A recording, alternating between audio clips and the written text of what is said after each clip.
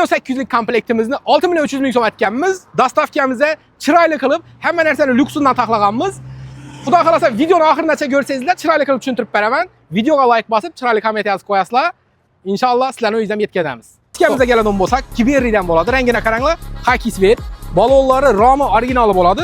Sifat ham Kiberry Max 9ning. So'mkasi bor, matrasi bor, kichkina chemodandan bo'lib yingiladi. 6.300.000 so'm ichida original Kiberry kolyaskamiz ham bo'ladi. Ikkimiz ham Poppy Papadan stulchik, ikkisi birda ham stul, ham hangilchak, stulchik, kacheli hamma narsa bo'ladi. Bo'ylari baland past bo'ladi. 5 yoshgacha bo'lgan o'g'il qizlara ishlataverasizlar. Rangini ham kolyaskasida qo'shadigan chiroyli svetdan berganmiz. 6.300.000 so'm ichida stulchikimiz ham bo'ladi. Birda xadinokimiz, ikkisi birda deganim ham atakarva bo'ladi, ham xadinok bo'ladi. Keyin yanına gashoki, ikkisi birda talakarimiz, ham talakar, ham kacheli bo'ladi. 6.300.000 so'm ichida bularimiz ham bo'ladi. Qafimiz ham MDF Mittoydan bo'ladi. Ustlari o'yib ishlangan. E'tibor etasizlar, MDF laminat emas, MDFdan yasalgan. Tortmalari keng, ichlari ham polli, hamma narsalarni qo'yib ishlatsa bo'ladi.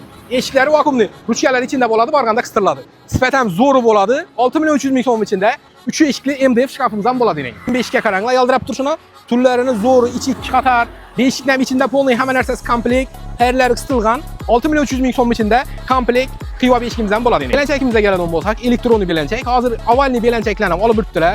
2 million, 3 milliona. Avvalni belanchaklarni ko'p vaqt ishlatib bo'lmaydi. Elektronli belanchakning zo'r tarafi, bolani solasizlar, pultini bosasizlar, o'zi qo'shiq aytib, o'zi chayqaydi. Keyin yengil bo'ladi, liboy xonaga ko'chirsangizlar bo'ladi. Eldini ochib, spalniyaga ko'rsangizlar bo'ladi. Bo'ylarini baland past qilsangizlar bo'ladi. Shuning uchun hozir hamma qizlar elektronli belanchak tanlab turibdilar. Hozir trendda elektronli belanchakimiz Cool Baby'dan bo'ladi. 6.300.000 so'm ichida Cool Baby elektronli belanchakimiz bo'ladi. Bola yig'lasa darpanadon funksiyasi ham bor o'zida. Dastavkamiz Ves O'zbekiston ham maqdin. Xorazm, Qoraqalpoq dastavka bepul bo'ladi.